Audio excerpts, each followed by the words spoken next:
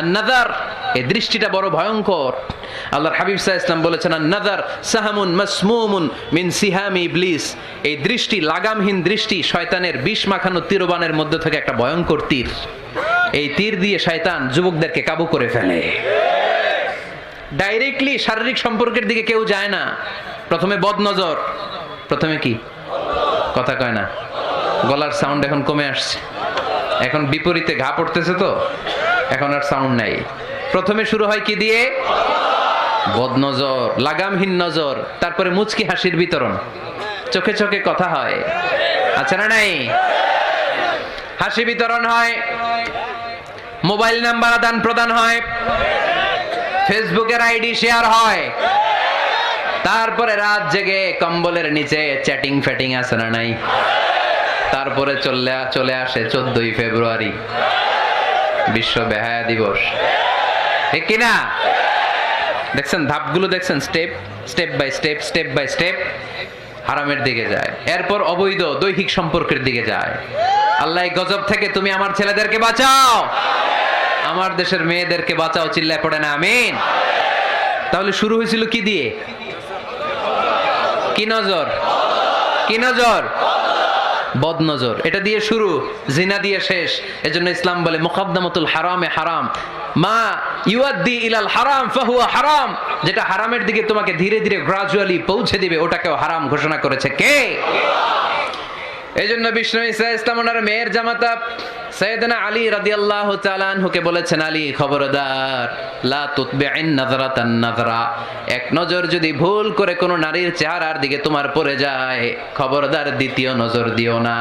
ফা ইন্না লাকাল উলা ওয়া লাইসাত লাকাল আখিরা, কারণ প্রথম নজর ভুল করে পড়ে গেলে ক্ষমা করবে কে?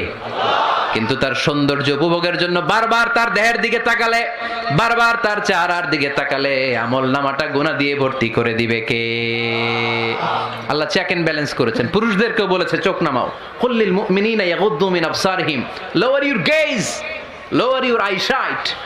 নারীকেও একই কথা বললেন, কুল্লিল মুমিনাতি ইয়াগুদ্দুনা মিন আবসারিহিন্না, ও নারীরা তোমরাও চোখ নামাও, নজরকে ঠিক করো। এই বদনজর সব সর্বনাশের মূল। জোরে বলেন ঠিক কিনা? এখান থেকেই ধীরে ধীরে ধীরে ধীরে অবৈধ দৈহিক সম্পর্কের দিকে যায়। এজন্য এই বদনজরটারও হারাম ঘোষণা করেছে কে? আমাদের দেশে আরেকটা সিস্টেম আছে, হিলা বিয়ে, আছে না নাই? হিল্লা বিয়ে কালিয়াতে মনে হয় নাই না? এলাকাতে আছে, ভয়ঙ্কর। আর তালাকাল বাইনাল বাইনুনা যখন হয়ে যায় কমপ্লিটলি ডিভোর্স, কোনো সম্পর্ক নেই, তখন ওই স্ত্রীকে যদি আবার ফিরে আনতে হয়, ইসলামের নিয়ম হচ্ছে আরেক জায়গায়, হাত্তা তানকিহা যাওজান গায়রা, আরেক জায়গায় বিয়ে হবে, নরমাল প্রসেসে কোনো কারণে তাদের ডিভোর্স হবে, তখন আগের স্বামী স্ত্রীকে আনতে পারবে। এটারে অনেকে কৌশল করে, বিয়ের পরে একজন বুড়া মানুষের সাথে বিয়ে দেয়, সামান্য কিছু টাকা পয়সা দিয়ে এক দুই দিন সংসার করাইয়া ডিভোর্স নিয়ে আবার বিয়ে করায়। এরকম আছে না নাই? লাআনা রাসূলুল্লাহি আল মুহাল্লিল ওয়াল মুহাল্লিল্লাহ, সুনানে তিরমিজির বর্ণনা, আল্লাহর হাবিব সাল্লাল্লাহু আলাইহি ওয়াসাল্লাম বললেন, যারা হিলা করে, যারা হিলা করায়, উভয়ের উপর আল্লাহর লানাত। এগুলোর সাথে আমাদের কোনো সম্পর্ক আছে? এজন্য আমরা হারাম খাবো না, হারাম ঘুরাইয়া খাওয়ার জন্য কৌশলও করা যাবে। এরপরে 8 নম্বর মূলনীতি হলো কাসবুল হালাল শারতুন লিকাবুলিদ দুআ।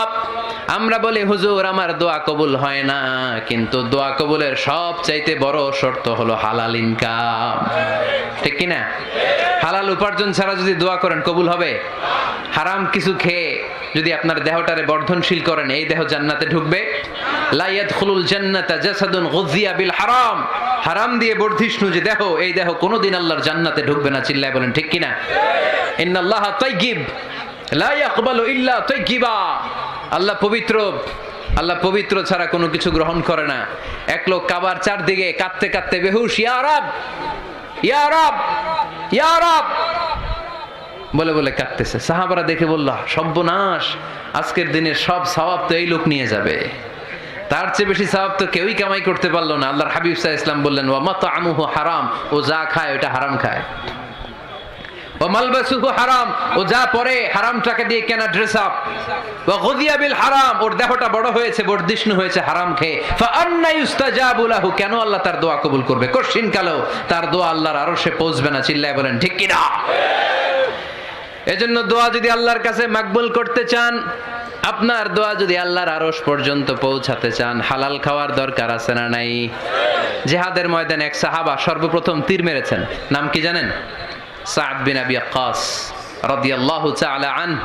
আল্লাহর হাবিব সাল্লাল্লাহু আলাইহি ওয়াসাল্লামকে বললেন, ইয়া রাসূলুল্লাহ উদা আল্লাহ আইয়াজআলানি মুস্তাজাবাদ দাওয়া। নবী হে, আপনি একটু আমার জন্য দোয়া করেন, আল্লাহ যেন আমারে মুস্তাজাবুদ দাওয়া বানিয়ে দেয়।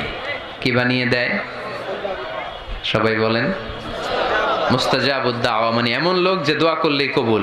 আল্লাহর হাবিব সাল্লাল্লাহু আলাইহি ওয়াসাল্লাম উত্তরে কি বলছিলেন শুনবেন? শুনবেন সবাই?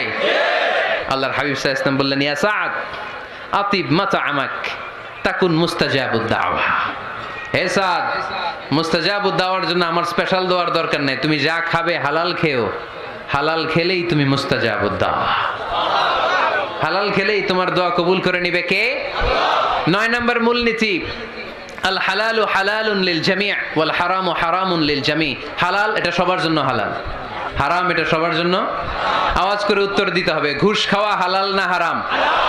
মিথ্যা বলা এটা আপনার জন্য হারাম, আমার জন্য হারাম না? না, আপনার জন্য হারাম, আমার জন্য। হিংসা করা হালাল না হারাম? এই হিংসা যদি আমার নানা ভাই করে হালাল না হারাম?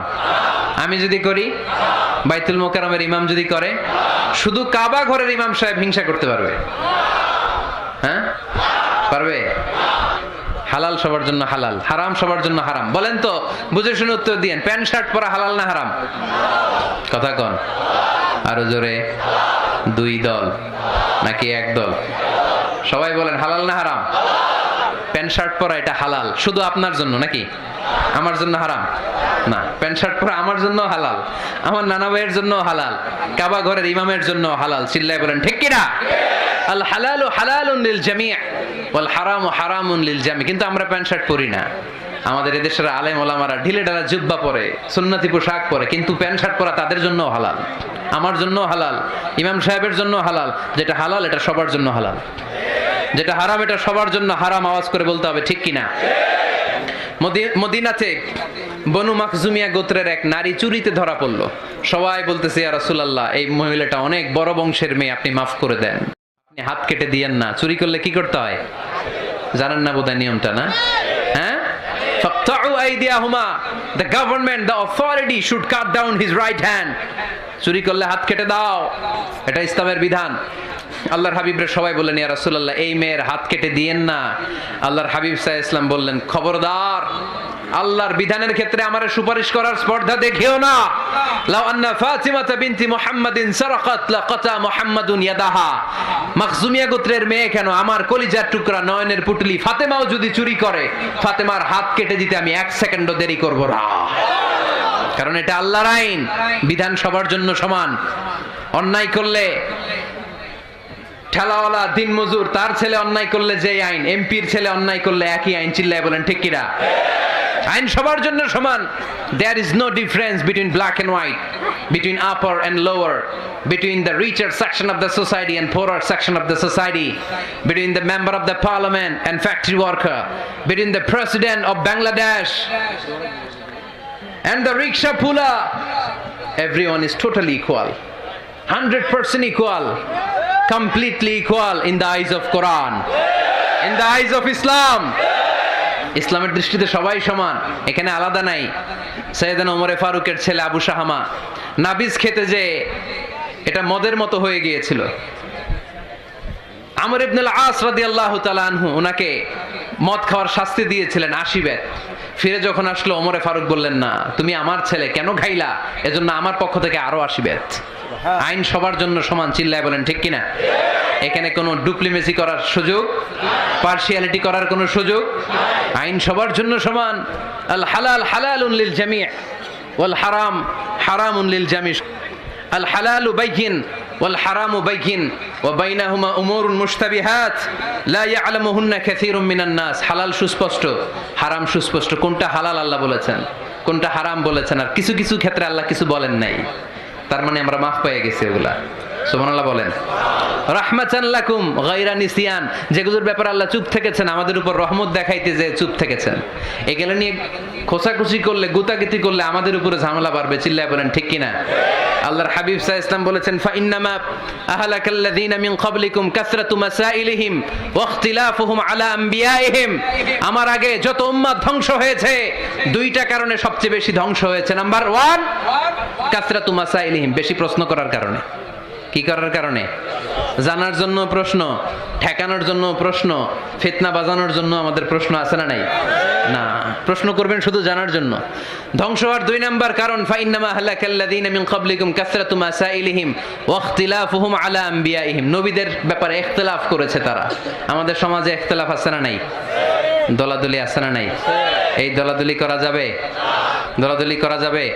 আমরা দলাদলি চাই না ঐক্য চাই?